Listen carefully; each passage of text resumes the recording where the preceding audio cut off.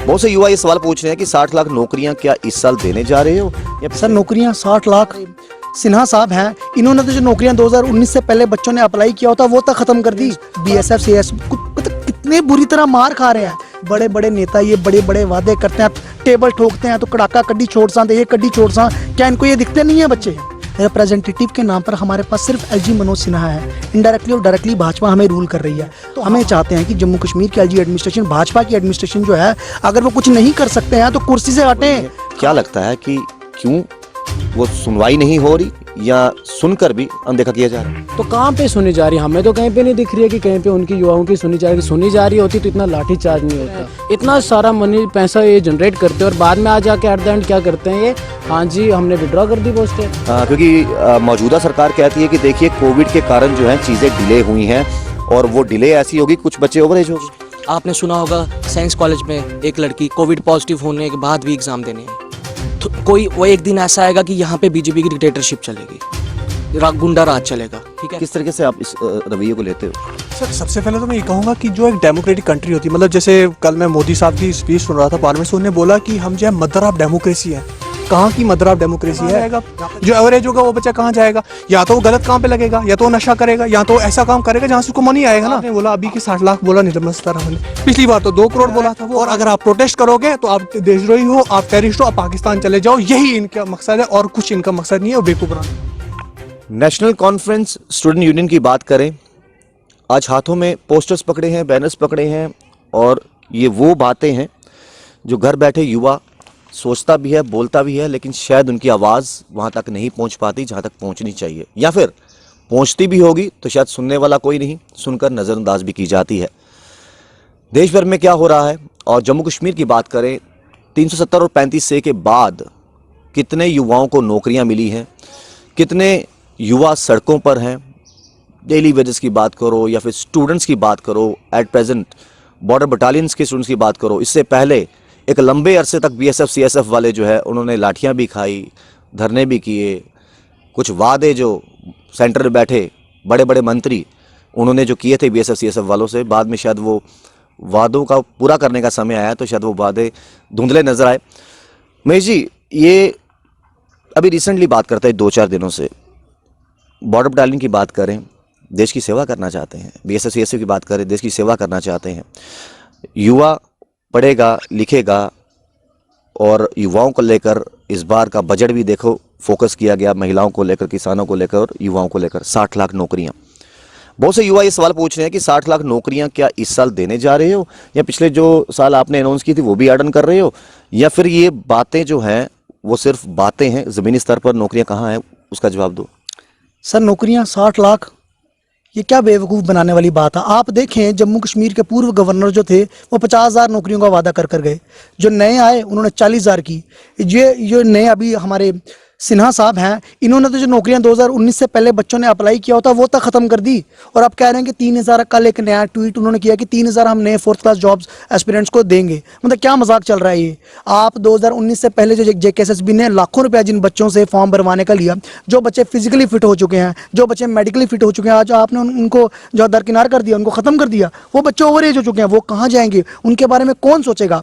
आप देखें जम्मू में खास तौर पर जीवल पुल के ऊपर पिछले कई हफ्तों से ये बॉर्डर बटालियन के हमारे एस्पिरेंट्स BSF CS कितने बुरी तरह मार खा रहे हैं। जम्मू कश्मीर पुलिस कैसे उनको प्रताड़ित कर रही है। LG एडमिनिस्ट्रेशन बिल्कुल आंखें बंद करके मुंह है सोई हुई है। बड़े बड़े नेता ये बड़े बड़े वादे करते हैं, टेबल ठोकते हैं तो कड़ाका कड्डी छोड़ सा, ये कड्डी छोड़ सा, क्या इनको ये दिखते नहीं है बच्चे? कैसी मतलब क्या समझा है इन्होंने बच्चों को? टेररिस्ट समझा है? आप देखें जम्मू कश्मीर पुलिस कैसे हमारी बहनें बेहोश हो रही हैं, वहाँ पे आए दूसरे दिन MS रीडिंग पर प्रोटेस्ट हो रहा है, बच्चे पुल तक आते हैं रो रहे हैं। वो चाहते क्या हैं? वो ये चाहते हैं। किसे मानते हो? देखो पुलिस का काम भी है लॉ एंड ऑर्डर को मेंटेन करके रखना। कल भी 2 से 3 घंटे जो है तवी पुल को बंद करके रखा गया, जिससे कईयों को परेशानियां भी आई। कई बार कुछ बीमार होते हैं, उन्होंने पहुंचना होता है, उनको परेशानी आती है। 2-3 घंटे पुलिस द्वारा समझाने का प्रयास किया गया कि आप पीसफुल तरीके से प्रोटेस्ट करो, जो आपका राइट है, डेमोक्रेटिक राइट है। उसके बाद जो है पुलिस ने वहां से खदेड़ने की कोशिश की, तो हमने भी देखा, आपने भी देखा किस तरीके से वहां का हाल था। क्या लगता है कि ऐसा तो नहीं है कि मीडिया के माध्यम से या फिर आवाज़ जो युवा उठाते हैं वो LG प्रशासन तक नहीं पहुंचती हैं तो आंखें मूंदी जाती हैं? राहुल जी आप देखें हमारे यहाँ पे सरकार के नाम पर कुछ नहीं है।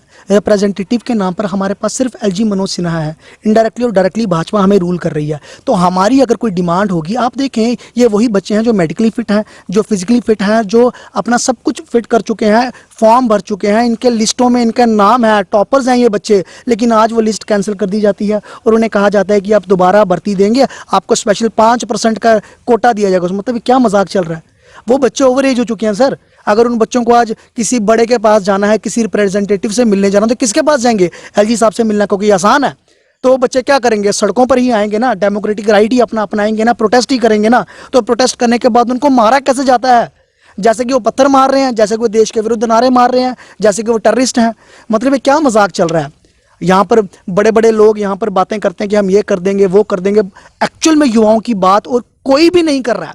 जितनी भी सरकारें यहाँ पर अभी इस समय कौन रूल कर रहा है आप बताएं ना, डायरेक्टली हो या इनडायरेक्टली हो, तो यहाँ पे रूल कर कौन रहा है? यहाँ मनोज सिन्हा रूल कर रहा है। मनोज सिन्हा किस पार्टी से बिलोंग करते हैं? भाजपा से बिलोंग करते हैं। उनके जो फैसले हैं वो किसके अकॉर्डिंग है? इनका कोई क्लियर रोड मैप नहीं है एम्प्लॉयमेंट को लेकर। सर, जम्मू कश्मीर की अनएम्प्लॉयमेंट दर जो है वो 20% से बढ़ चुकी है।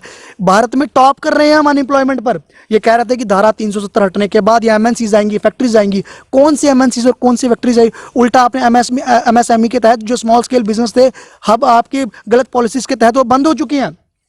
रिलायंस या अंबानी अडानी लोगों को नौकरियां नहीं देता है। एमएसएमई के तहत जो स्मॉल स्केल बिजनेसेस हैं, जो छोटी छोटी फैक्ट्रीज हैं, वो मैन्युफैक्चरिंग प्लांट्स लगाती हैं। वहां पर लोगों को रोजगार जो युवाओं को मिलता है वही आपने बंद कर दिया अपने गलत नीतियों के तहत। आप किस रोजगार की बात करते हैं? 2019 से पहले जिन बच्चों ने जेकेएसएसबी के तहत फॉर्म भरा था, आपने सारी पोस्टों को डेफर कर दिया। आपने ये नहीं देखा कि कोर्ट में उनके केसेस चल रहे हैं। अब वही जो डेफर की हुई पोस्टें आप दोबारा मेंशन कर देंगे। मतलब आप किसको बेवकूफ़ बना रहे हैं? तो बेवकूफ़ बनाने की क्लियर पॉलिसी कोई इनके पास नहीं है। हमें चाहते हैं कि जम्मू कश्मीर की एलजी एडमिनिस्ट्रेशन, भाजपा की एडमिनिस्ट्रेशन जो है, अगर वो कुछ नहीं कर सकते हैं तो कुर्सी से हटें। खाम खा हमारा और ये लोगों का, युवाओं का समय क्यों व्यर्थ कर रहे हैं? अगर आपके पास कोई क्लियर रोड मैप नहीं है सर। अगर क्लियर रोड मैप नहीं है तो क्यों व्यर्थ कर रहे हैं? ऑपोजिशन हमेशा ये कहते आती है कि देखिए, जम्मू कश्मीर को यूटी बनने के बाद एक्सपेरिमेंटल लैब बनाकर रख दिया गया है। पहले सत्यपाल मलिक जी आते हैं, उसके बाद मुर्मू साहब आते हैं और अभी सिन्हा साहब आते हैं। युवाओं की मांगे पहले भी वही थी, आज भी वही हैं। क्या लगता है कि क्यों वो सुनवाई नहीं हो रही या सुनकर भी अनदेखा किया जा रहा है? सर, अगर आप देखोगे तो युवाओं की तो सुन के भी अनदेखा किया जा रहा है। अभी आप रिसेंटली देखो ये जो बॉर्डर बटालियन बच्चों की क्या हालत की जा रही है। आप मुझे बताओ कहाँ पे ऐसी चीज़ें होती हैं कि जहाँ पे आप पहले पोस्टर निकालते हो, सारी चीज़ें हर चीज़ की जाती है, फिजिकली फिट है, और बाद में आप उन चीज़ों का विड्रा करते हो, तो कहाँ पे सुनी जा रही है? हमें तो कहीं पे नहीं दिख रही है कि कहीं पे उनकी युवाओं की सुनी जा रही होती तो इतना लाठी चार्ज नहीं होता। हमारी बहनों पे, वहाँ पे हमारे भाई जो वहाँ पे गए हुए थे, वहाँ पे इतना लाठी चार्ज हुआ जैसे कोई एक टेररिस्ट वहाँ पे आए हुआ और इतना लाठी चार्ज कर रहे हैं वहाँ पे। तो मुझे नहीं लगता कि अभी कोई गवर्नमेंट जो है वो युवाओं की सुन रही है। अगर सुन रही होती तो ऐसे जैसे इशू नहीं होता। और ये इशू नहीं है, काफ़ी सारे पोस्टें अगर ये निकाल भी रहे हैं, इतना सारा मनी पैसा ये जनरेट करते हैं और बाद में आ जाके एट द एंड क्या करते हैं ये, हाँ जी हमने विड्रॉ कर दी पोस्टें। वो पैसा किस लिए, कहाँ जाता है, फिर करते ही क्या है? तो ये सारी की सारी मुझे नहीं लगता कि युवाओं की अभी कोई गवर्नमेंट सुन रही है। और हमें कहीं ना कहीं हमारा मैंने तो लिखा भी है सर, आप देख सकते हो, बीजेपी भगाओ देश भगाओ। जब से ये गवर्नमेंट हमारे जेएंडके में आई है ना, तो डेमोक्रेसी नाम की चीज़ ही खत्म हो गई है। कहाँ पर डेमोक्रेसी तो हमें दिखती ही नहीं है कहीं पे भी। हम जहाँ पे हमें स्टेटहुड था हमारा, वो ख़त्म हो गया, यूटी में चेंज हो गया। इतनी सारी चीज़ें हमारे जेएंडके में हो रही है। तो मैं सोचता हूँ कहीं ना कहीं हमें अब कहीं युवाओं को भी सोचना चाहिए कि भाई आप वोट कास्ट कर रहे हो तो वोट कास्ट आपने किसको करना है, जो आपके वेलफेयर के लिए सोचे। तो कहीं ना कहीं हमें अपना सिस्टम जो है वो अब चेंज करना चाहिए। तो सिस्टम चेंज करना चाहिए, क्योंकि जब पहले स्टेटहुड थी तो कहीं ना कहीं विधायकों के पास जाकर अपनी सुनवाई करते भी थे लेकिन अभी जाएं तो जाएं कहाँ? क्योंकि अगर लेफ्टिनेंट गवर्नर मनोज सिन्हा जी जिस ओहदे पर बैठे हैं वहाँ पर तो इजीली अप्रोचेबल होना ये मुमकिन नहीं है। आपसे भी बात करेंगे, जब इस तरह की चीज़ें पिछले 1.5-2 साल जब से कोविड आया है, मैं पहले आपको बता दूं, क्योंकि मौजूदा सरकार कहती है कि देखिए कोविड के कारण जो है चीज़ें डिले हुई हैं और वो डिले ऐसी होगी कुछ बच्चे ओवरेज हो गए। राहुल जी, सबसे पहले तो बहुत बहुत शुक्रिया आपका, बात करना है हमसे। जो मौजूदा सरकार कह रही है कि कोविड की वजह से चीज़ें डिले हो गई हैं, हम कर रहे थे फिर बीच में कोविड आ गया, मैं आपको बताना चाहूँगा कि अगर सरकार को इतनी ही हमदर्दी होती हमारे साथ, आज कोई भी छात्र कोविड के दौरान, या एक आपने सुना होगा साइंस कॉलेज में एक लड़की कोविड पॉजिटिव होने के बाद भी एग्ज़ाम देने आई। बच्चे मांग करते रहे, हम सड़कों में पड़े रहे कि हमें ऑनलाइन एग्ज़ाम्स करो, कि हालात इतने हैं कि किसी के घर पे अगर एक ही बच्चा है, अगर वही पॉजिटिव हो जाए, माँ बाप की उम्मीद है, वो आगे क्या करेगा, ठीक है। उसके हमारे घर पे छोटे बच्चे हों, उस बच्ची पर क्या बीत रही होगी, उसके परिवार पे क्या बीत रही होगी, हम सब ने जब वो चीज़ देखी तो हमारे पे भी क्या बीत रही होगी। तो आपको लगता है ये किस तरह का सिस्टम जो चल रहा है? ये सिर्फ खोखले वादे हैं इनके, ठीक है। सिस्टम के नाम पे ये कोई वो एक दिन ऐसा आएगा कि यहाँ पे बीजेपी की डिक्टेटरशिप चलेगी, गुंडा राज चलेगा, ठीक है। ये सिर्फ वादे करेंगे, उनको पूरे करने आएगी नहीं। अगर उनके खिलाफ कोई हमारे पास यहाँ पे कॉन्स्टिट्यूशन है, उसके हम उसके लॉ के अंडर आके कोई इनसे अपोज करें, इनको पूछें, ठीक है, कॉन्स्टिट्यूशनल वे में इनसे कोई बात करें, सीधा हम पे लाठीचार्ज करवाएंगे, ठीक है। हमें जेलों में डलवा देंगे, स्टूडेंट की सुनवाई नहीं होगी। आप ये तो बड़े लीडरों की नहीं सुनते स्टूडेंट, हम क्या चीज़ें इनके आगे, ठीक है।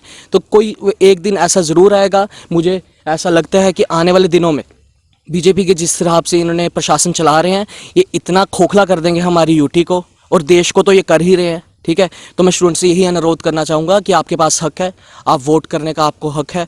आने वाली इलेक्शन में, आने वाले चुनाव में, ठीक है, आप सोच समझ कर वोट कीजिए, आप अपने एम्प्लॉयमेंट के लिए वोट कीजिए, ठीक है, आप अपने इसके लिए डेवलपमेंट के लिए वोट कीजिए। के लिए वोट कीजिए। कुल मिलाकर मैं चाहूँगा कि एक बार दोबारा से ये दिखाए जाए जो हाथों में एक पोस्टर्स के जरिए, बैनर्स के जरिए, ये तमाम चीज़ें। Youth wants employments, justice with border battalion aspirants, unemployment ratio above 20%, BJP भगाओ देश बचाओ, युवाओं के साथ भेदभाव मत करो। पीछे भी आप देखिए, stop doing lathicharge on students.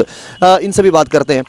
मुझे आप एक चीज़ बताइए, हर एक का अधिकार है आवाज़ उठाना अगर आपके साथ बदसलूकी हो रही है किसी भी तरीके से। ये इस तरीके से रवैया जो मौजूदा ओहदों पर बैठे हैं, किस तरीके से आप इस रवैये को लेते हो? सर, सबसे पहले तो मैं ये कहूँगा कि जो एक डेमोक्रेटिक कंट्री होती है, मतलब जैसे कल मैं मोदी साहब की स्पीच सुन रहा था पार्लियामेंट से, उन्होंने बोला कि हम जो है मदर ऑफ डेमोक्रेसी है। कहाँ की मदर ऑफ डेमोक्रेसी है? यहाँ पे दिल्ली में हमारी जब प्रोटेस्ट होता है, किसान प्रोटेस्ट करते हैं, 1 साल तक आंखें बंद रखते हैं, उनके ऊपर लाठीचार्ज करते हैं, उनको मारते हैं, वहाँ पे डेथ होती है। यहाँ पे हमारे बॉर्डर बटालियन के बच्चे यहाँ पे प्रोटेस्ट करने आते हैं, वहाँ पे आपके पास कोई जवाब नहीं है, आप पुलिस को सामने रख देते हो, पुलिस वाले भी क्या करें, उनको सामने करके दे दो कि यहाँ पे एक अफसर सोचता है कि मेरे को सस्पेंड नहीं करना चाहिए, वो फिर कोई भी हालत से किसी भी तरीके से वहां से उनको भगाता है। जिस तरीके से ऑर्डर्स आएंगे वो तो वही इंप्लीमेंट करेंगे। वो मतलब उनको अपनी नौकरी बचानी है ना, उनको अपना रैंक भी बढ़ाना है, उनको देखना है कि हाँ, अगर मैं यहाँ पे अभी ट्रैफिक क्लियर कर रहा हूँ, मेरे को पॉइंट्स मिलेंगे, इसका मैं करूँगा। वो कुछ भी हद तक जा सकता है। लेकिन जो ये इस चीज़ को छुपा रहे हैं, अपनी नाकामियों को छुपा रहे हैं। अगर आपने पोस्टें निकाली, आपने पेपर लिए, आपने बच्चों को 5 साल से रखा है वहाँ पे, जो बच्चे हैं, एक फैमिली का बच्चा है, मान लो एक बच्चा किसी गरीब घर का है, माँ बाप को उम्मीद है कि इसके 1 साल के बाद नौकरी लग जाएगी तो हमारा घर से वो बच्चा कहाँ जाएगा? जो एवरेज होगा वो बच्चा कहाँ जाएगा? या तो वो गलत काम पे लगेगा, या तो वो नशा करेगा, या तो ऐसा काम करेगा जहाँ से उसको मनी आएगा ना। आपने ऐसा रोजगार तो कोई सिस्टम रखा ही नहीं यहाँ पे। आपने बोला यहाँ पे MNCs आएंगी, यहाँ पे नए नए प्रोजेक्ट बनाएंगे, यहाँ पे जितना, यार कौन सी आपने बोला अभी की 60 लाख बोला निर्मला सीतारमण ने, पिछली बार तो 2 करोड़ बोला था, वो कहाँ गए? 2022 तक बोला था किसानों की डबल इनकम होगी, वो कहाँ है? सब खोखले वादे हैं, सब बकवास है और यूथ को बेवकूफ बनाया जा रहा है। और अगर आप प्रोटेस्ट करोगे तो आप देशद्रोही हो, आप टेररिस्ट हो, आप पाकिस्तान चले जाओ, यही इनका मकसद है और कुछ इनका मकसद नहीं है, और बेवकूफ बनाने का मकसद है। ये युवा भी समझ रहा है, युवा ब्रिगेड जो कल का भविष्य है। पीछे भी आप देखिए, हाथों में बैनर्स हैं, justice with BSF CSF aspirants. ये वो युवा है जो देखते हैं, सुनते हैं, समझते हैं, लेकिन जब ये समझाने को निकलते हैं तो शायद समझने वाले या समझना नहीं चाहते, या फिर इनको नज़रअंदाज या फिर दरकिनार किया जाता है। जाते जाते महेश जी से बात करेंगे। महेश जी, जैसे आपके कुलीग ने कहा कि देखिए, जो असली मुद्दों को लेकर बात करेगा, जो युवाओं की बात करेगा, जो विकास की बात करेगा, जो असलियत दिखाएगा, जो ऑपोजिशन बैठकर एक अहम भूमिका, अहम रोल निभाते हुए इनको बताएगा कि आप कहाँ गलत कहाँ सही हो, उनको देशद्रोही का टैग दिया जाता है। बिल्कुल सर, देशद्रोही का टैग दिया था। आपके समक्ष एक बात रखूंगा, 15 दिन पहले RRB का रिजल्ट आया, रेलवे रिक्रूटमेंट बोर्ड का रिजल्ट आया है, और सबसे ज़्यादा एस्पिरेंट्स वहाँ यूपी बिहार के होते हैं। बीजेपी ने बिहार में जितने भी प्राइवेट इंस्टीट्यूट थे जहां पर बच्चों को कोचिंग दी जाती थी RRB की, वो इंस्टीट्यूट्स बंद करवा दिया, आप माने इस तक। और रेलवे स्टेशन में बच्चे जो है वो DM से मिलने के लिए वहां पर पहुंचे, उन बच्चों को इतनी बुरी तरह मारा गया, उनके हॉस्टल्स में घुस के मारा गया, घरों में घुस के मारा गया, सड़कों पर मारा गया। वो रो रहे थे, हमें छोड़ दीजिए, हमें छोड़ दीजिए। क्यों?